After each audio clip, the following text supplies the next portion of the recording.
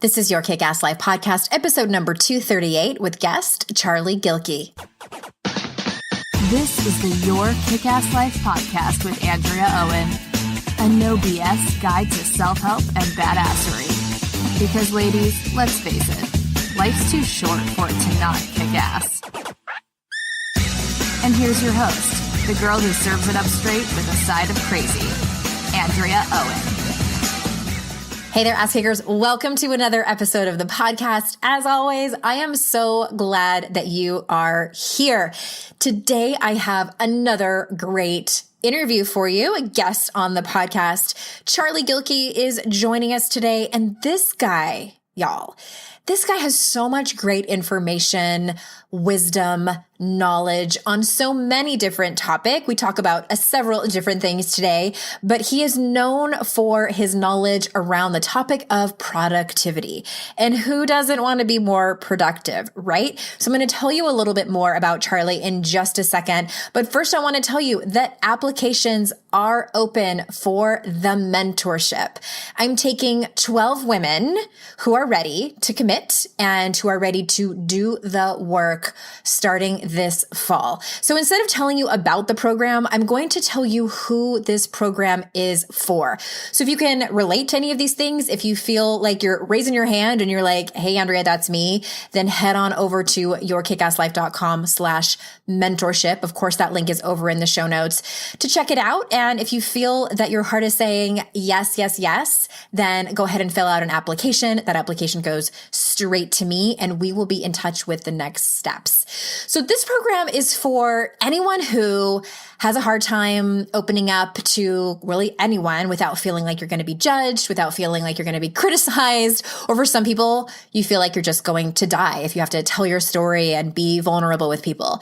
If you struggle with things like all the things you might have read about in my book, How to Stop Feeling Like Shit, people pleasing, perfectionism, being strong, wanting to always be in control of things. If you tend to numb out with maybe food or alcohol or spending money unnecessarily or busyness, if you feel like a lot of your behaviors, the ones I just mentioned, if you feel like those are on autopilot, and no matter how aware you are that they're happening, you can't seem to change. You can't seem to find better coping mechanisms, or maybe you know what they are, but you just can't seem to apply them in your life, which sometimes makes you feel worse. And it's for anyone who knows that vulnerability is the key to more connection and even more confidence and happiness, but you still keep people at an arm's length over there and you put your walls up. And I'm so excited about this program. It involves a virtual retreat of the Daring Way. Here I go telling you about it. Head on over to yourkickasslife.com/mentorship. All of the information is there on that page, and you can apply over there. All right. So as I was saying, Charlie Gilkey is he. Let me tell you a little bit about him. Charlie Gilkey helps people take meaningful action on the stuff that matters most. His website, productiveflourishing.com, is one of the top websites for planning and productivity for professional creatives, entrepreneurs, small business owners, and change-driven executives. A PhD candidate in philosophy and a former Army logistics officer, his work is grounded in theory at the same time that's practical and actionable. So without further ado, here is Charlie. Charlie, thank you so much for joining us over here on the podcast. I am so excited to be here. You know, we had a fun jam on the Productive Flourishing podcast, and so I'm excited for round 2. Absolutely. Yeah. And I will put the link in the show notes for anyone. I was on Charlie's podcast and it was the first time I had ever talked to you, and I've kind of, seen you around the internet town, and I wasn't exactly sure what you did. And then I come to find out you're that kind of person who, and I think you say it best on the homepage of your website, that you are kind of, you say, I love this. If a mad scientist were to do a Freaky Friday experiment and cross an entrepreneur, army officer, philosopher, I'd be what popped out of the tube. Exactly. Yep. Yep. I mean, I after many years of trying to explain who I am, I'm like, that's the best I got for you, you know? Perfect. Which is why I'm excited for this conversation. And let's start with Because here's what I hear a lot about, one of the things I'm most excited to have you talk about is I hear a lot from my audience tell me they're overwhelmed, they have so much to do, and that combination makes them get less done. So let's start with productivity. What is time blocking? I think that that's a term you use, and how can it be used to help us be more productive? All right. So I want to start. I'm going to delay that answer just a second, right? Because I have this thing that I talk about with my audience about overwhelm. Overwhelm is an emotion, and it's a emotion that's an effect of something else, right? And so I think it's usually unhelpful to say that you're overwhelmed. And I know that's so a guy thing to say. It's unhelpful to talk about your feelings. I'm not saying that, but when you really, no children, right? The guy with no children is obviously saying that, right? But what you really, when you go into a problem solving mode, right, you can't solve overwhelm unless you look at overload. Most of us are overwhelmed because we're carrying way too many tasks, projects, and responsibilities. I agree with that. And so the only way that you can really combat overwhelm is to start looking at the load that you're carrying and saying, what do I really need to do and what do I not need to do? And so the reason I want to start there is because a lot of times, especially when you're known for productivity, people come to you and like, I want to get more done. Tell me the strategies. Right. Tell me the strategy to get more done. And the first thing I want to say is actually, you probably need to do less. Yeah. Right. You probably need to do fewer things. And I know that's not what you want to hear, but you need to do fewer of the things that matter. Or excuse me, you need to do more of the things that matter, which means you need to do fewer of everything else. Right. Right. And so I kind of wanted to start there because if your listeners are like, I want this guy to tell me how to like do twice what I'm going to do, you're fundamentally talking to the wrong guy. Now, if you really want to focus on your best work, the work that matters, the work that's going to leave your greatest contribution to the world, okay, now we can have a great conversation. So to that point, you mentioned time blocking, and time blocking is just a way of looking at your day and saying, okay, what are the different types of tasks and different type of activities? And I've highlighted 4 different types of blocks. There are focus blocks, which are those blocks in which you sit down and you get your deep work done. You get those things that require a lot of thought and focus. The best thing that I tell people here is if you can really do that work while multitasking or listen to, spoken word music, it might not be the type of work that's really in there. It's when you're in that zone. And these blocks are 90 to 120 minutes long. And that long because it takes you a little bit to get into it. And, then you get some progress. And then to have a meaningful transition, it takes you a little bit to get out of it. And so they tend to be in 90, 120 minutes because of the amount of time that it takes us to do that. And also just because of our biorhythms, we refresh every 90 to 120 minutes. And that's about the time that most people will start to get itchy. That's where you'll start to want to jump over to Facebook. That's where you'll need a new coffee. So it just creates this really organic human block that we can use. And I'll come back to that in just a second. The second one is a social block. This is when you're interactive with people. So for instance, Andrea and I are talking this morning. She's catching me a little bit earlier, but I prepped for it. Normally, I'm not my best version of human before 11 o'clock in the morning. I'm really not.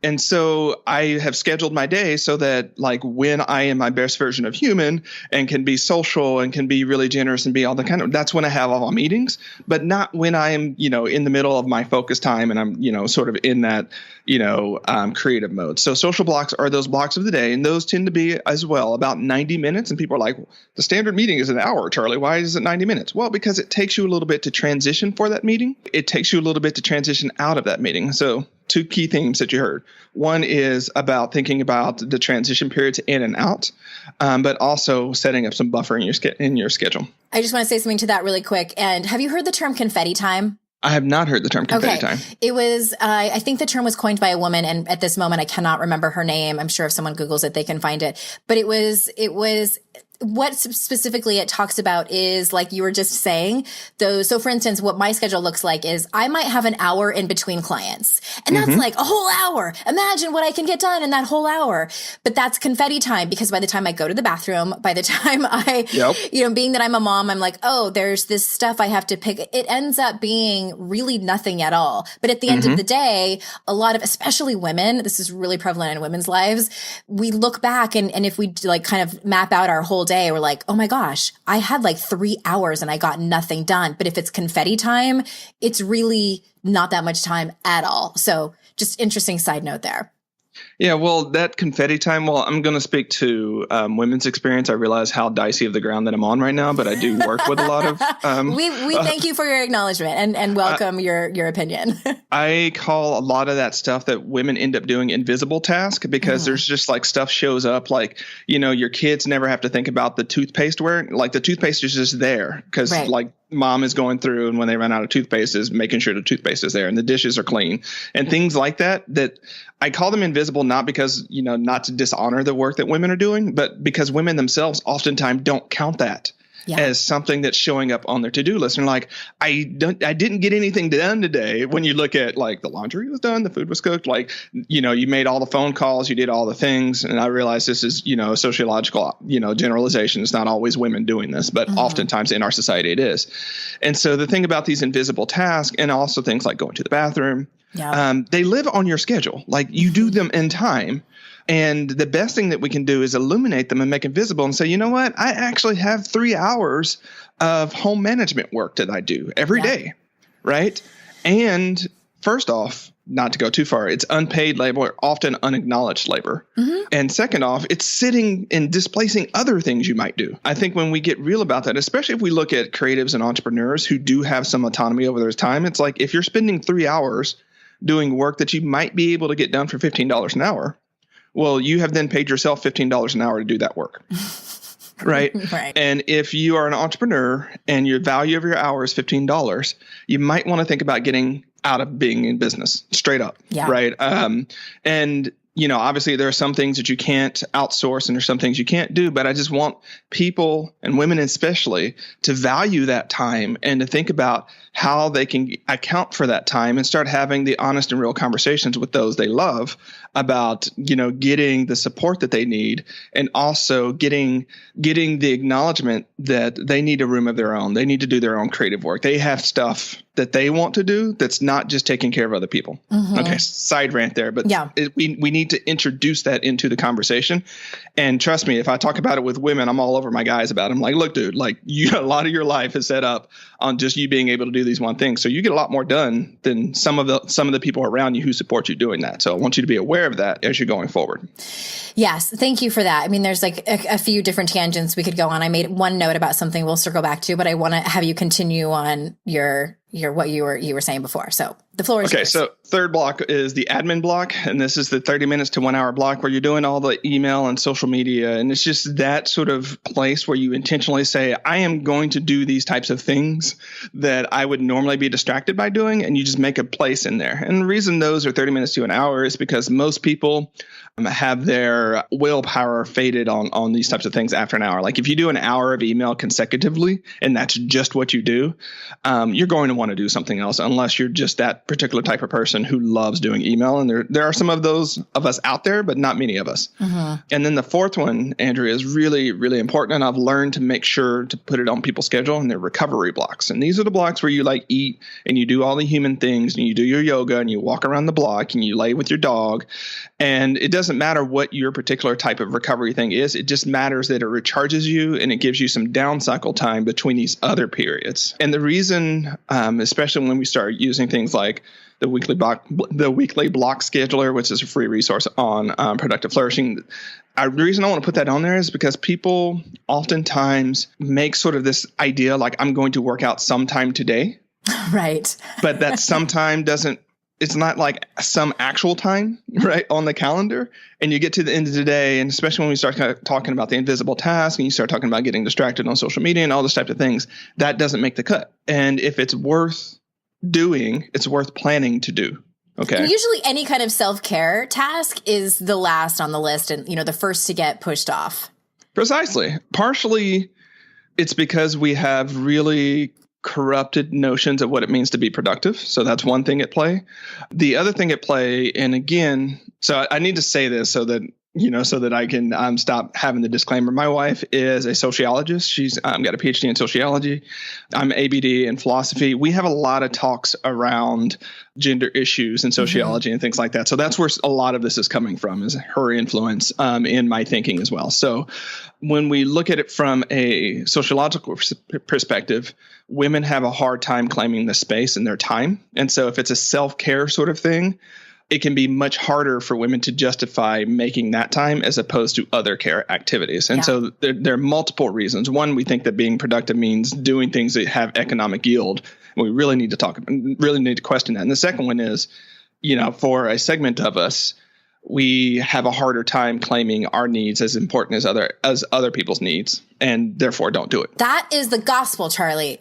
Because, oh my God. Okay, so I work with women exclusively, and I will tell you hands down that is true. I was just talking about this to the women in my Raise Hell program, and it is like pulling teeth when I challenge them to even just rest and play. I had one particular woman where she said, like, that makes me so uncomfortable.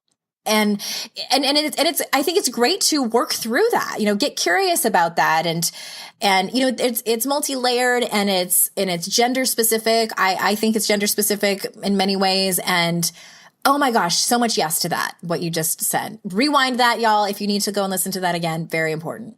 So one of the biggest challenges that I will sometimes issue to my clients, especially if they're women, is to pick some random Wednesday and go out and do something to take care of yourself that is not productive in the middle of the day on a Wednesday. You will not imagine the hives that come up for so many. Oh, no, it's like, I can't. What would I do? And it's Wednesday, and like all these sort of things. It's like it's just another friggin' day of the week, right. Except for you have made it this thing. But we can break that. And the reason I assign that assignment or that challenge is because I want us to break the hegemony of this sort of 9 to 5 Monday through Friday way of working, which doesn't work for so many of us anyways. Mm-hmm. That's an invention of the last 200 years. And we have seen the cracks of that sort of thing. So it's breaking that hegemony, but it's also saying for my audience of entrepreneurs and small business owners, is like, you're in this business because you wanted autonomy, and yet you are more of a slave to time than you were before you started this. Exactly. Let's break that, right? And yes, you can, go out on a random Wednesday and do something, which might mean that, you might got stuff to do. So maybe you do that on Saturday in the middle of the day, but then you're like, but what about all the housework that I need to do? And I'm like, that's the point, right? I'm trying to make, it's not going anywhere, but I'm also like, I want you to see how this is all working so that you can at least make principled decisions about the way that you're going through rather than just reacting and being overwhelmed.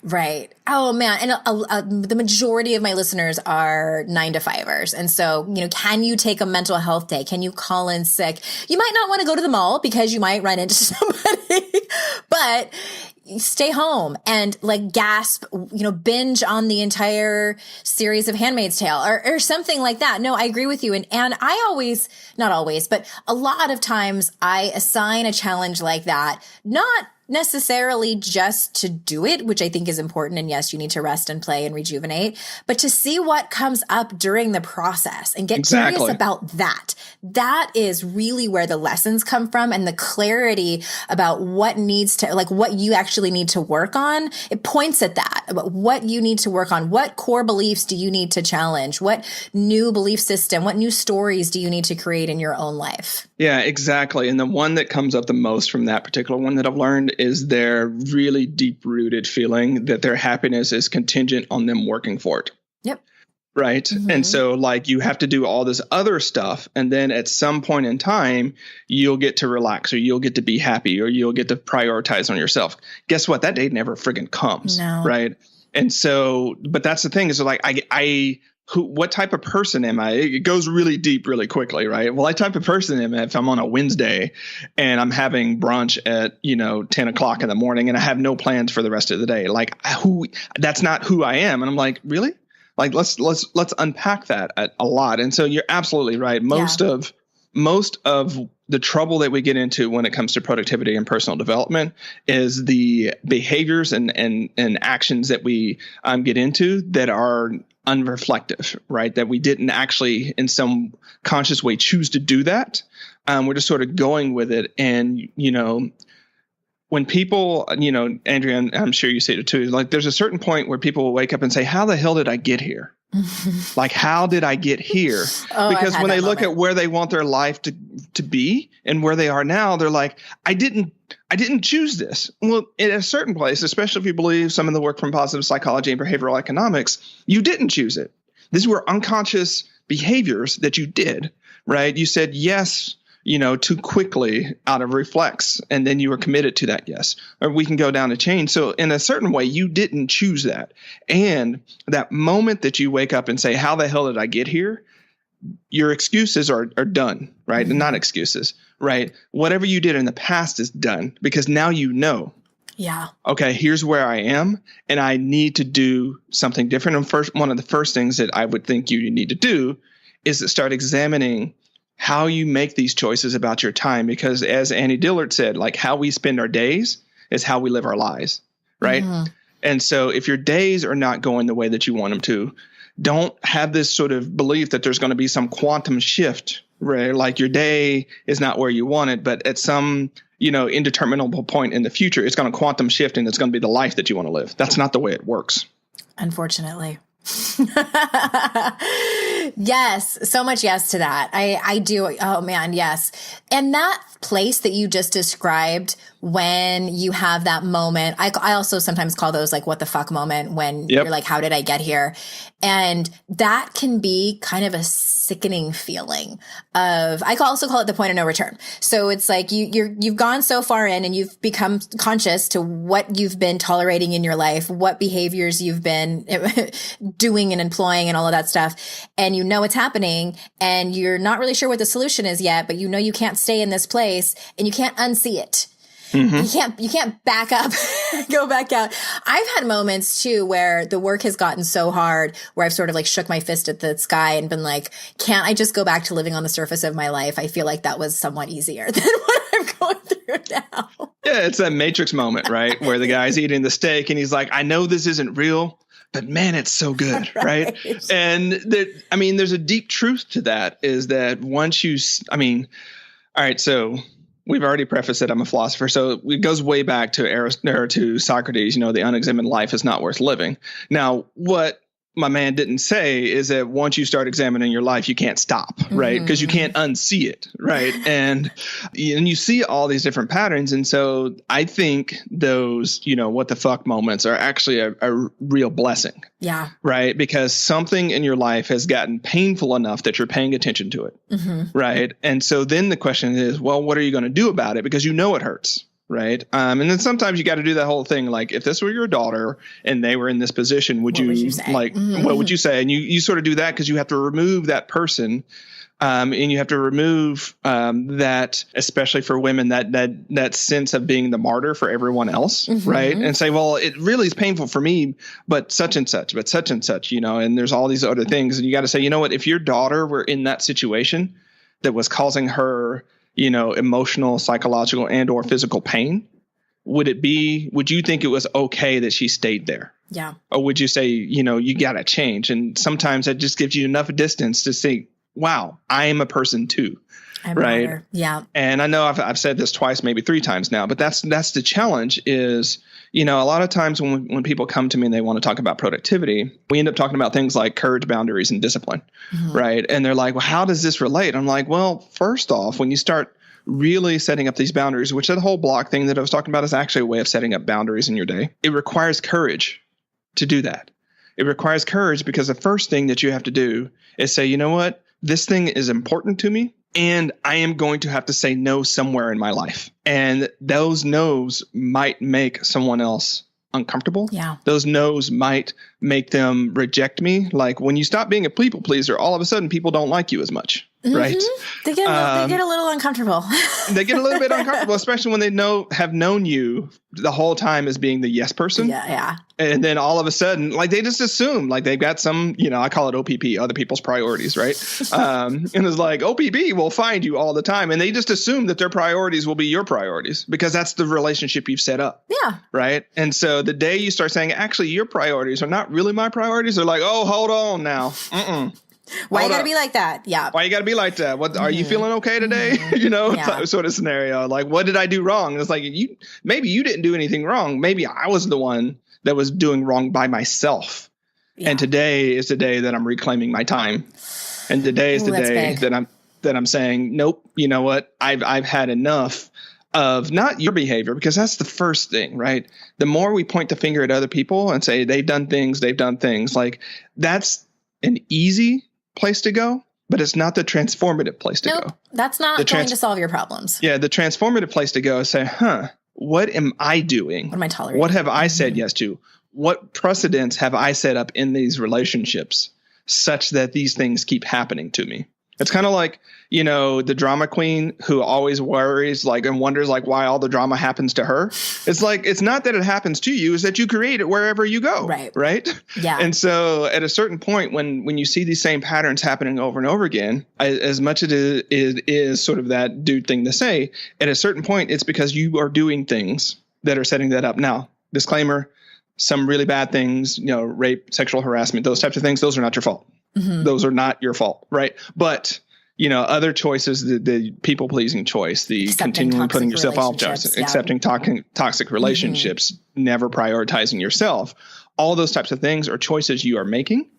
And you might have good reasons for making those. You might have priorities for making them. I just want people to acknowledge that I am making this choice because this is a priority for me. And I'm okay also at the same time saying that means I am choosing not to do that. And therefore, that is not the higher priority for me. Yeah.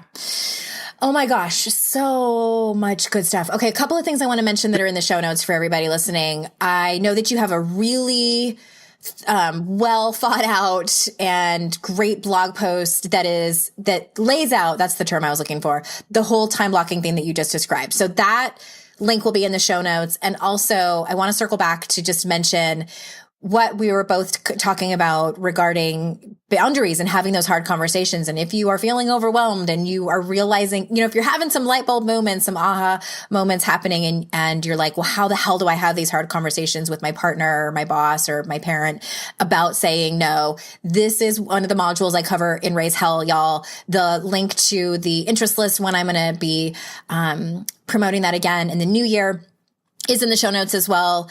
It's so important. And we cover a lot of ground on that specific topic in that class. So I want to, indirectly related topic about being in the moment, as we're talking about being spread thin and being pulled in so many different directions. So how can we be more present and bring ourselves back to this moment? So the first thing is to stop doing whatever you did that got you out of the moment. And I know that sounds obvious, but if you're not in the moment because you're on Facebook, leave Facebook. Right. Put your phone down. Mm-hmm. And that sounds obvious, but we don't do that. Right. Mm-hmm. So that would be the first thing. That really the general advice that I give everyone is step away from your desk and any and all devices. Right. Any and all devices for at least 15 minutes, because whatever you are doing can wait for 15 minutes, barring really, really emergencies. Barring the house on fire. So fair. Yes, it's so fair. I don't know. Quick tangent here. I think partially because of the media cycles we're in, partially because of the way we've set up, we're always on guard for the emergency. Right. And what if I don't take my phone to bed with me and I, leave it downstairs, at 8:00 and pick it up the next day? What if something happens? That sort of psychic insurance that you are paying, it's super costly. Mm-hmm. Right. Because you can never find that space to be present because there's always you're always looking for that emergency to happen. And it's just part of our wiring these days. And so the first thing is to realize that there are very rarely emergencies that can't wait.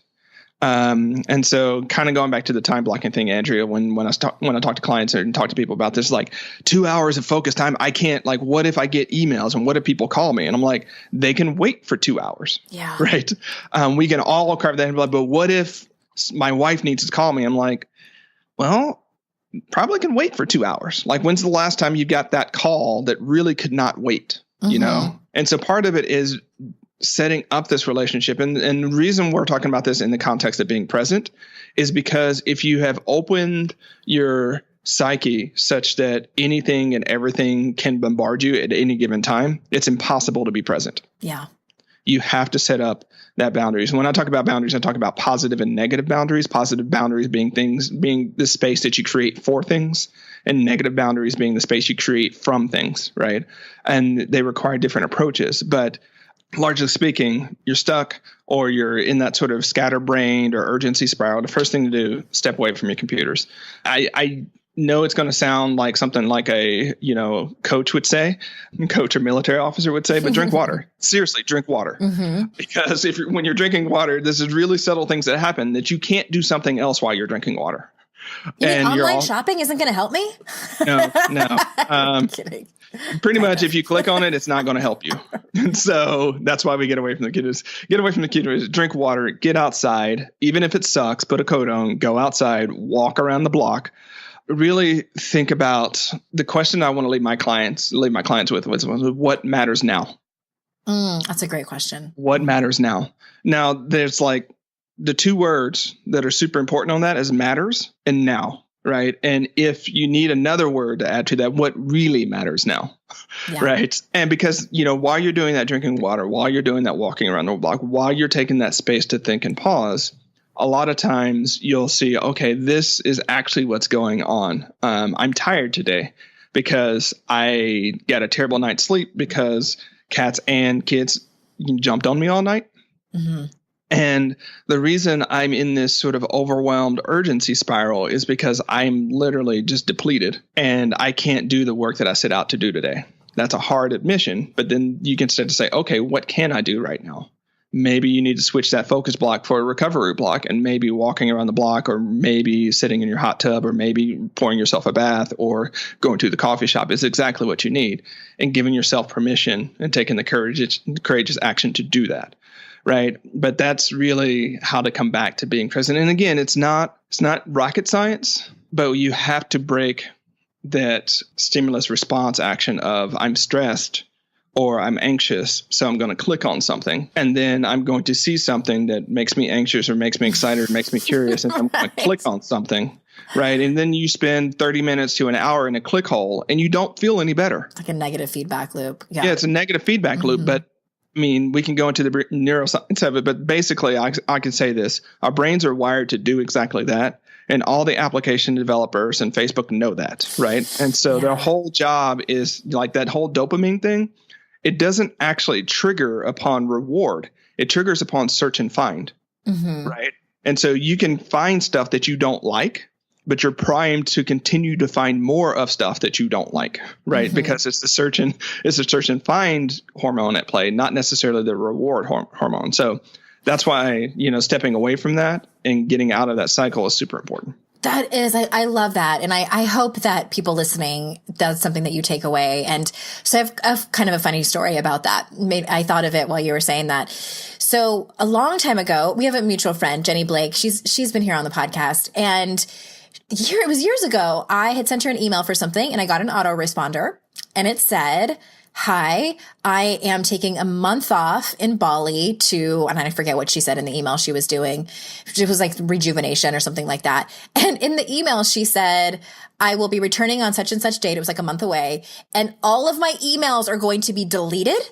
And when so if you need to get a hold of me, email me back after this date." And I was like, what? And I wasn't mad at her, but I was more like shocked that you could do that. Like, not from a logistical standpoint, but like as a human. And it just blew my mind, Charlie. And so anyway, fast forward 2018, we're going on vacation this June and I'm going to be gone for 10 or 11 days. And I've been planning to do that. And it's giving me such anxiety. And the thing is it's not just me over here. I have a great team. I can reroute emails to her. I can even put up that same email, that autoresponder that says, "Hey, I'm on vacation. Email me." There's nothing going on. I'm not teaching anything. My clients will understand. There's no reason that I can't do this, but this brings me such anxiety. So I got curious about it. And one of the things that came up was, I feel that I matter more. I feel more important when I am needed and when I know someone needs a response from me and I'm going to get it. So the thought of not having that for 11 days is terrifying. I'm being a little dramatic here, but I think you get the gist. No, I get the gist, right? And so that's the desire to be needed and cherished is a really important thing for a lot of people. And when you get down to the fact that that's really what's going on there, I always like awarenesses like that because you can see where else is that the driving force in my life, right? Where else is this coming up? Where else, like when the team upward delegates something to you, right? And you're on the one hand frustrated, but you take it because like they need you to do something, right? And so as an entrepreneur, sometimes when I'm working with folks, I will tell them like when we are successful, you will have an existential crisis. Yeah. Because your team and your business and your customers won't need you all the time. And you'll have to step back and say, okay, if I'm not, the wonder kid, the kid that fixes everything, I'm not the solution for all problems. I'm not the go-to person. I'm not the go-to person, and the team is just doing this. What's my value? Where does that leave me? Mm-hmm. Where does that leave me? What do I do? And so I warn them in advance, because I'm like, there's going to be a day you're going to go into the office and no one needs anything from you. And there's nothing for you. There's no fire for you to put out. There is no crises that's imminent, and people are doing their work and they're not talking to you about it. And they're doing the things that you want them to do. And all of a sudden you'll be like, I actually have no idea what the hell to do with myself now. Yeah. It's and that's really where we can grow. Yeah. I realized too, when my dad died, and I'm an overfunctioner too, when it comes to like really hard situations like that. And I was in the car with my stepmom, and it was right after he had died, and we were making the arrangements, and she was talking, and I think she might have broken down at that point. And she turns to me kind of like curiously, like she just realized it. And she's like, "You're doing exceptionally well." Like during this whole process. And I said, I'm really great in a crisis. And it's true. I feel like I become more productive when I have more stress, and it's almost like I become tunnel focused. I'm also, I'm sure you're familiar with the DISC assessment. I'm a high D, high I. And so one of the trademarks is that we put productivity before relationships. And if I've had people that I've done like joint ventures with and projects with who have to like tap me on the shoulder and be like, hi, remember me? And I don't like the way that you sent this email, because I get short and curt and I'm all business. I just get hyper focused. And it's not something I'm proud of by any means. I really wish that I would put, relationships before productivity, but something happens in my brain. And I think it's a coping mechanism. I really do. I think it's a way for me to feel important and needed and acknowledged. And yeah, it's kind of creepy. Yeah. I had a similar awareness about myself in 2016. That I realized that I was exceptional in a crisis. And I thought, that served me really, really well. But I want to be exceptional in the calm. Right. And I don't know how to do that. Right. I'm with you. How do I focus when I don't have, you give me a mission, you give me a quest, you give me a constraint, I'm all over it. You give me 17 fires to put out, I'm going to do it with flair. You give me a bunch of wood just sitting there that needs something to do with it. I'm like, I have no idea what to do with it. It's like, do we burn it? Is that that's the only way? Yeah, it's like, I don't know what we do with it. And so it was really been a process unfolding, and I'm still on that journey right now of like, okay, how do I create these boundaries, and how do I create these things so that I don't need pain to motivate my activity, right, at a certain point, and that I don't need the permission of a crisis to focus on something. Because that's the other thing, whenever, not to downplay the grief of losing your father, but you have sort of this whole, my dad died, I need to focus on that. And everybody's like, okay, go do your thing. Right. But when it's like, hey, I'm on a book deadline and I got to go do that, people are like, well, books are weird. So it's like, I'm on this business building deadline. Let me use it this way. People are like, hey, but can you do this in the meantime? Right. Whereas they just don't. They don't create that external permission for you to do that, and you won't create it for yourself. And that's really the challenge there. So it's like, how do we get good at saying, you know what? I don't need for something to be on fire for me to be focused and engaged in it. How do I start making that? And it's a work in progress. It's a different level of the boundary sort of decision, because the first sort of boundaries conversations that you need to have are the ones that are around causing you pain, psychic, emotional, physical, or otherwise, right? But those second and more difficult ones are the conversations around the things that will enable you to thrive. And those are really hard because, again, when it comes to self-preservation, we all get a blank check. Like if someone's hurting you or something is hurting you, everybody's like, oh, stop doing that pain. But when something really nourishes you, and claiming that and making space for that and prioritizing that becomes a challenge, because people are like, but what about my things that I'm in pain for? My pain is more important than your nourishment. So therefore, you get this priority, right? You should tend to my needs first. And it's like, first off, we need to look at, aside from family and friends that we have chosen, like, why are other people's needs our needs in the first place, right? Or other people's priorities ours in the first place. And so it's a constant sort of thing, because when we look at our lives, they're much like businesses, like disorder, chaos, and overload are the natural state of things, right? And so every day, every week, but just continually is more what I want to say. You have to look and say, what have I said yes to? What have I taken on that I need to let go of? And, it reminds me of a line from the Tao Te Ching, which goes, with knowledge, daily gain; with wisdom, daily loss. And the point is, when you really look at what it takes to live a flourishing sort of wisdom-focused life, it really is about letting things go more than taking them on. But the natural way in which we navigate the world, it seems, is to take more things on. Yeah. So much truth to that. Yeah. Okay. And I know we need to wrap it up soon, but I have one more question for you that I feel like might be on people's minds that I don't want you to go without speaking to. And more specifically, we've touched on it, but saying no is hard. And especially, I think, when it's people that we really care about and that we're close to. So what are some ways we can practice saying no to someone that we love and care about? So first off is to acknowledge that they're important. So not just like, no, you don't matter. It's like, I hear you. I hear that this is something that's important, and I can't do that right now. Remember, no can be a complete sentence. Yeah. But in these scenarios, especially the more this person matters to you, the more that you want to start with acknowledging that they are important and that you hear them. And then you go into, I'm not able to do that right now. So part of it is to delay, right? And say, I'm not able to do that right now. Is this something we can talk about, at the end of the day, or maybe we can do this weekend? So you can sort of punt off things that way, right? The second way is just to really get clear about why you can't do it when you need to do that. Like, I can't do that because this is important to me.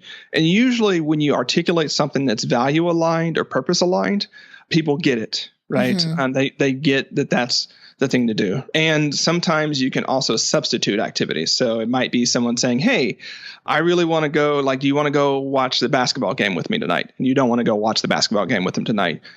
No, I really don't want to, no, would you like to go on a walk instead? So you can propose an alternative activity that is more aligned with your boundaries and what you need to do at that point, right? So no can be a complete sentence, N-O period, right? In some of these relationships, that's where it matters. Now, that's on the personal side. Now, on the professional side, when it's your boss handing you things and boundaries like that, that gets trickier because there's a power dynamic, obviously. One thing that I've done back when I used to work and have bosses, and they were military bosses, and so there wasn't much, there was a whole different culture. You mean you're not expressing gratitude in the beginning of your conversations? No.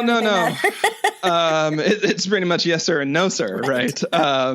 Until you get to a point to where you have to say, look, I completely see why this is important. Here are the current other things that I'm working on right now that have come to me both from you and from other folks.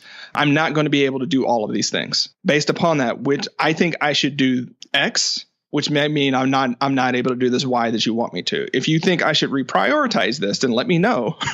And basically you're making the responsibility on them to say, no, actually, that's not a priority. That is a priority. And it requires some conversations. Your first one will be awkward, but trust me, if I can do that when I'm a first lieutenant talking to a colonel, you can do that you can do that with your boss as well, right? Is to sort of renegotiate and say, look, I totally hear that this is important. Here's everything else that I'm working on. How does this fit into these other things that you've said is a priority to me? And that's a way that you can sort of say, like, look, there's limited space and time. I hear you. I want to get this done. Can't get it all done. Let's have a conversation about that. And that can be really illuminative. So again, it may not be a straight no, but it's a hold on, let's talk about this first, and not just the automatic yes. And so I should have led with that. The first thing that I want people to start doing is to stop letting being yes be the automatic answer. Mm-hmm. Let me think about that. Let me check my schedule. Let me see how that relates to other projects that I'm doing. Let me look at my to-do list. Give yourself that buffer before you say yes. I've had clients that have had to put on a no yes rule, right, for like a week. Like you don't get to say yes in the moment to anything, right?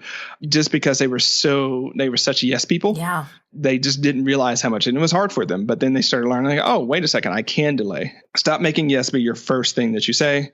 2, find alternative ways for you to either defer or substitute that activity. 3, on the professional context especially, talk about priorities and how that relates to what you're currently doing so that you can have some space there. Again, no period can be a complete sentence. I find it's a really foreign sentence for people to say. And so you're trying to find a way to at least introduce some space so you can negotiate and really check in with what matters most and focus on those. Yeah, you want to really throw somebody upside down, say no as a complete sentence after you've been like a yes person forever and ever. Like that's going to raise some eyebrows. So I love those tips. Yeah, it's super hard. And I think people get to the point to where, they say, no, I can't do that. I think it's much more natural for people to say, no, I can't do that because, I've learned this as an author multiple times. You can say you're on a deadline, right? I've got a major project deadline that I'm finishing up Friday and I need to focus on that. And on the professional side, at least, that will give people, unless they're your boss and you know what you're actually working on and what that deadline is, that will at least give you some space to see how you can negotiate that or to see how you can say no to it. Mm-hmm. Oh my gosh, Charlie. Okay, everybody. Productiveflourishing.com. There is an amazing, multiple free tools on there that you can sign up to grab. And, one of the things I love about your website, I have to say, because I look at a lot of websites, as do everybody, it's organized so well, like the top posts on productive flourishing, the top posts about this, but just there's so much. Everybody go and read everything that Charlie's ever written, forever and ever. Amen. And any last words that you want to say that you're dying to get out before we wrap it up? Courage trumps talent. And so when you're trying to think about like whether you're smart enough, whether you're good enough, whether you've got what it takes, it comes to doing any of the stuff that we've talked about today, I want you to shift the question of, do I have the courage that I need to do this? Because that's really what's at play. That would be the place I'd have people start. Amazing. Thank you so much for being here. I've so enjoyed this conversation. And everyone, thank you so much for being here. I know how important your time is, and I'm honored and grateful that you spend it with me and my guests every week. Thank you so much for that. And until next time, I will see you all out in cyberspace. Bye-bye.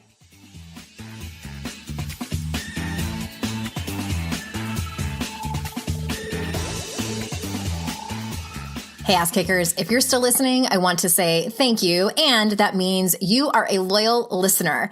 I want to remind you that this podcast is now listener supported. Don't worry, it will always be free. But in order to remain free, I've opened up the option for loyal listeners to become my patrons.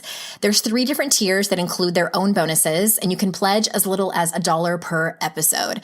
Head on over to patreon.com/YKAL to check it out, and hopefully you'll join us.